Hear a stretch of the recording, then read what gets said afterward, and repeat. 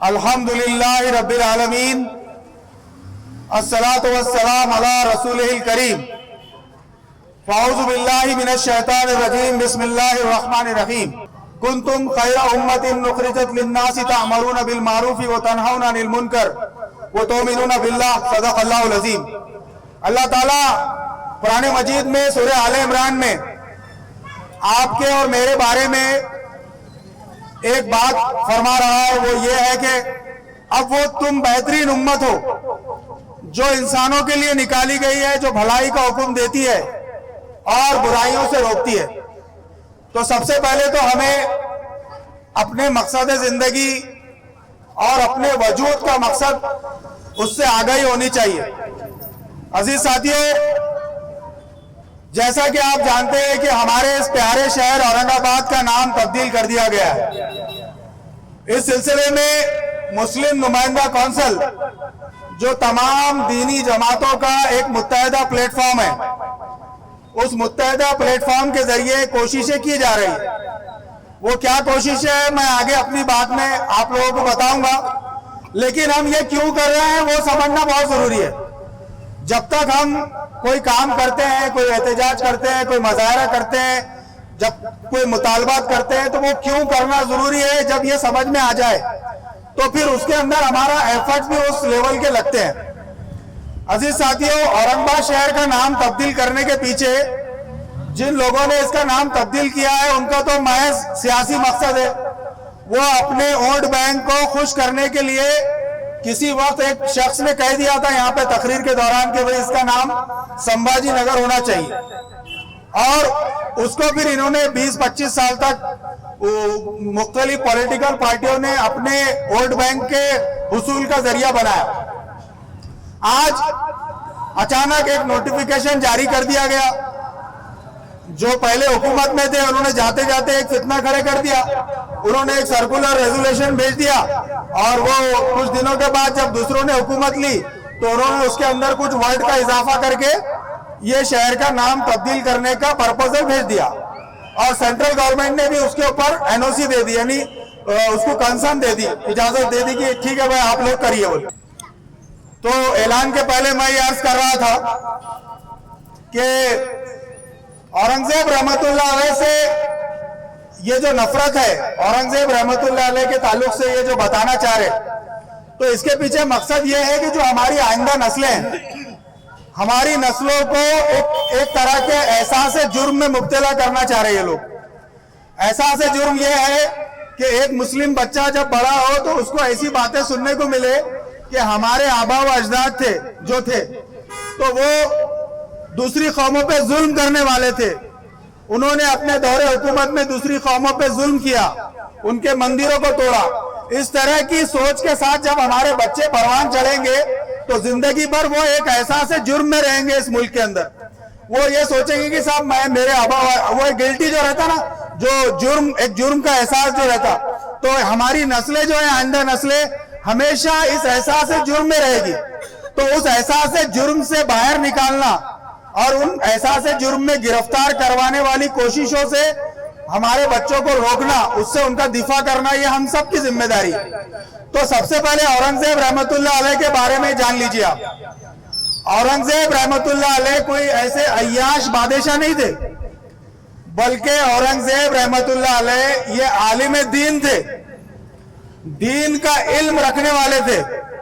सबसे अहम बात यह है कि वो हाफिज कुरान थे। आज अगर मैं और आप अगर हम अपना जायजा ले तो मुश्किल से हमको 20 सूरतें 22 सूरतें याद है जो हम नमाजों में पढ़ लेते हैं, वो भी आखिरी पारे की कुछ सूरतें याद है हमारी। पूरे कुरान मजीद को औरंगजेब रहमतुल्लाह अलैह ने हिफ्ज किया, और कौन सी उम्र में हिफ्ज किया उन्होंने? 43 साल की उम्र में उन्होंने कुरान को हिफ्ज किया। क्यों? क्योंकि वो उन्होंने अपने बच्चों को लेकर गए वालिद के पास के साथ, मेरे बच्चों ने कुरान हिफ्ज किया है। तो उनके वालिद ने कहा कि भाई अगर तुम कुरान हिफ्ज करते तो मेरे को ज्यादा खुशी होती थी। वो बात औरंगजेब रहमतुल्लाह अलैह को इतनी फील हुई कि उन्होंने 43 साल की उम्र में कुरान को हिफ्ज किया और 1 साल में कुरान हिफ्ज किया। भारत के मुसलमानों को जो पहली बार जो गाइडलाइन दी गई कुरान मजीद की तरफ से, जो उसका निचोड़ पेश किया गया, वो फतावा आलमगीरी के रूप में औरंगजेब रहमतुल्लाह अलैह की किताब है। आज भी हमारा कोई आलिम दीन, मदरसों में पढ़ने वाला कोई आलिम दीन उसको पढ़े बगैर आलिम नहीं बनता। इतना जबरदस्त मुज़य्यन की गई है वो किताब फतावा आलमगीर। उसके साथ साथ औरंगजेब रहमतुल्लाह अलैह की हुकूमत कुछ ऐसी छोटी मोटी हुकूमत नहीं थी। इस वक्त जो 5 मुल्क है जिसमें पाकिस्तान भी शामिल है, इंडिया भी है और बांग्लादेश है, नेपाल है और बर्मा का कुछ हिस्सा है, और इधर कर्नाटक तक और उधर रशिया तक, मलाबार के साहिल तक, कश्मीर से लेके मलाबार के साहिल तक एक बड़े अखंड भारत के ऊपर औरंगजेब रहमतुल्लाह अलैह का राज था, अखंड भारत के ऊपर। और आपके राज में किसी ने कभी जो टैक्स होता है वो टैक्स के ताल्लुक से कभी बगावत नहीं की, क्योंकि उन्होंने बहुत इंसाफ के साथ सब चीजें रखी थी।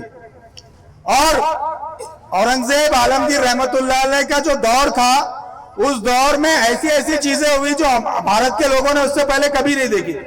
हमारा जो शहर है औरंगाबाद, ये सादत नगर तो खैर एक नया इलाका है, लेकिन जो पुराना औरंगाबाद है आप उसको देखिए कि ये 52 दरवाजों का शहर है। एक पूरा जोग्राफिया हमारे शहर के दरवाजों के अंदर, उसके नामों के अंदर जो है, तो आप देखिए मक्का मस्जिद, मक्काई गेट जो है, तो मक्का को जाने का रास्ता है, हाजी लोग जाया करते थे। मक्काई गेट जो है, रोशन गेट इसलिए रोशन नाम है क्योंकि मशरिक की तरफ है वो, सूरज उधर से निकलता है। फिर आप देखिए पैठन दरवाजा, पैठन दरवाजे से अगर घोड़े निकलते थे तो नाक की सीध में पैठन आता था उस जमाने। दिल्ली गेट का भी वही मामला है, वो रोड जो है तो बाय रोड जो दिल्ली जाते हैं तो वो दिल्ली को गेट से जो है तो उड़ता है। अब खैर अब जो बड़े बड़े हाईवे बन गए, लेकिन उस जमाने में जो है तो ये दरवाजे थे। तो एक फसील से हमारे शहर को हिफाजत फरमाई उन्होंने, पूरी फसील थी ऊंची ऊंची और किले के अंदर था।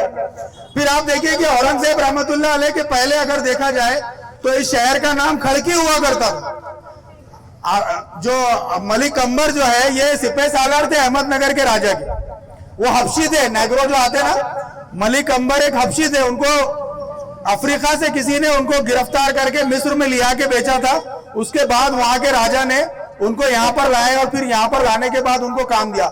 इतना बेहतरीन इंजीनियर दिमाग था उनका कि हमारे शहर में पानी का नज्म जो है, अलग अलग जगह से जो है तो नहरें लाई गई हमारे शहर में। आज भी वो मस्जिद जमीन के अंदर, कई हौज के अंदर है वो, मस्जिदों के जो हौज है, महलों के जो हौज है, उसके अंदर वो मस्जिदों के अंदर कनेक्शन लाया गया। आपको मालूम नहीं कि पलसी जो है, पलसी एक मुकाम है इधर, पलसी से एक नहर जो लाई गई है वो किरापुड़े में, जिसको बम्बा बोलते हैं हम, आप लोग जो किरापुड़े से वाकिफ है उसको बम्बा बोलते हैं, लेकिन वो बम्बा नहीं है, वो लफ्ज उर्दू है मंबा, यानी मंबा कहते हैं सोर्स को। तो वहां से उन्होंने नहर निकाली और किरापुड़े में लाई उसको। फिर आप देखिए कि जो आजाद कॉलेज के सामने कभी उसको नीले टीन शेड मार दिए, उस नीले टीन शेड में गाय मुख है, गाय मुख, और चौके के पास से एक नहर लाई गई है हमारे शहर में, और फिर वो गाय मुख से पूरे औरंगाबाद में पानी डिस्ट्रीब्यूट किया गया। ये हमारी तारीख है भाई। इस शहर के अंदर वो पानी से हिंदू भी फायदा उठाते थे, मुसलमान भी फायदा उठाते थे। ऐसा तो था नहीं कि वो सिर्फ महलों में जाता था, बल्कि जगह जगह पे पानी का इंतजाम किया जाता था। तो ये जो बताया जा रहा है कि औरंगजेब रहमतुल्लाह अलैह और मुगल और मुस्लिम लोग जो है तो ये थे, मतलब जुल्म करते थे, ऐसा मुमकिन ही नहीं। हम रहमतुल्लिल आलमीन की उम्मत है, हमारे दिलों में रहम डाल दिया गया है। आज हम देखते हैं कि जो नॉर्थ इंडिया के इलाके हैं, जो बहुसंख्यक इलाके हैं, उन इलाकों में गरीब मजदूरों से आधार कार्ड पूछे जा रहे हैं, गरीब सब्जी बेचने वालों से आधार कार्ड पूछे जा रहे हैं। आज मुझे अपनी कौम पे पूरा यकीन है कि कोई मुसलमान किसी गरीब हिंदू से कभी भी आधार कार्ड नहीं पूछेगा, वो बोलेंगे यार बेचारा 2 पैसे कमा रहा। ये रहम किसकी वजह से? ये रहम हम नबी रहमत की उम्मत होने की वजह से हमारे दिलों में। कभी भी आप मुस्लिम नौजवान को गरीब पे जुल्म करते हुए नहीं देखेंगे, कभी भी नहीं देखेंगे आप, वो कितना भी परेशान। तो ये हमारा एसेट है कि हम नबी करीम सल्लल्लाहु अलैहि वसल्लम की उम्मत है भाई। तो मैं सिर्फ ये बात करना चाह रहा कि भाई औरंगजेब रहमतुल्लाह अलैह के नाम को जो दागदार किया जा रहा है, सिर्फ एक वाकया सुनाकर अपनी बात को मुकम्मिल करूंगा कि उनके ऊपर एक और इल्जाम लगता है कि भाई इन्होंने मंदिर तोड़े, बहुत सारे मंदिर तोड़े, ऐसा इल्जाम लगता है। एक वाकया जो तारीख से मंदिर के टूटने का मिलता है वो आप लोग अपने जहन नशीन कर लीजिए एक मर्तबा राजा जब चलते थे, राजा जब शहंशाह चलते थे तो पूरे लाहौ लश्कर के साथ चलते थे। एक मर्तबा पूरे, अब इनकी फौज में पूरे हिंदू सिपह सालार कमांडर हिंदू भी थे, और ये सब अंग्रेजों के जमाने में हिंदू मुसलमान हुआ। पहले हिंदू राजा की फौज में मुसलमान हुआ करते थे और मुसलमान राजा की फौज में हिंदू हुआ करते थे। औरंगजेब रहमतुल्लाह अलैह की फौज में 4000 कमांडर जो है तो हिंदू थे, और वो औरंगजेब रहमतुल्लाह अलैह पे जान निछावर करते थे। तो हुआ ये कि जब वो एक जगह पड़ाव के लिए रुके, जब सफर हाथी घोड़ों पे हुआ करता था, तो एक दिन का रात का रेस्ट हुआ करता था। जब वो रेस्ट हुआ तो रात में जब काफिले ने आराम किया और जब सुबह निकलने लगे तो पता चला कि जो साथ के 2 हिंदू कमांडर राजा है, उन कमांडर राजाओं की बीवियां गायब है, ये पता चला। तो औरंगजेब रहमतुल्लाह अलैह ने हुक्म दिया कि जब तक हमारी वो बहनें नहीं मिलती, जब तक पड़ाव आगे नहीं बढ़ेगा। और फिर फौज ने वो सब ढूंढना शुरू किया, और जब वो ढूंढा गया तो पता चला कि उस जहां पे वो पड़ाव था वहां पे करीब में एक मंदिर था। उस मंदिर के तहखाने की जब तलाशी ली गई तो वो हिंदू बहनों की, हिंदू रानियों की लाश, उसके अंदर नंगी लाश जो है तो मिली। तो पता चला कि ये मंदिर का जो इंसराम चलाने वाले, उन लोगों ने उनकी इज्जत लूटी और उनको मार दिया। अब औरंगजेब रहमतुल्लाह अलैह ने हिंदू, क्योंकि धार्मिक मसला था, उन्होंने हिंदू राजाओं से पूछा कि भाई आपको क्या करना है, बोलो, मैं तो आपके साथ इतना जुल्म हुआ, आप बोलिए क्या करना। तो उन हिंदू राजाओं ने कहा कि ऐसा मंदिर जिसकी आड़ में इस तरह औरतों की इज्जत लूटी जाती है, उसको तोड़ दिया है। तो हिंदू राजाओं के मशवरे से वो एक मंदिर तोड़ा गया। तारीख में एक वाकया ऐसा मिलता है।